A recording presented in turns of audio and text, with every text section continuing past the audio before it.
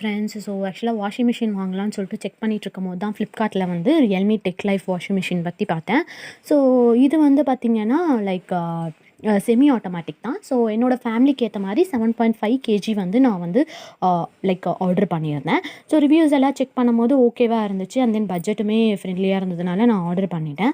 So இதில் வந்து பார்த்திங்கன்னா லைக் டெலிவரி கொடுத்த டேட்லேயே எனக்கு டெலிவரி ஆகிடுச்சு. நியர்லி ஒரு 20 டேஸாக யூஸ் பண்ணிகிட்ருக்கேன்ப்பா.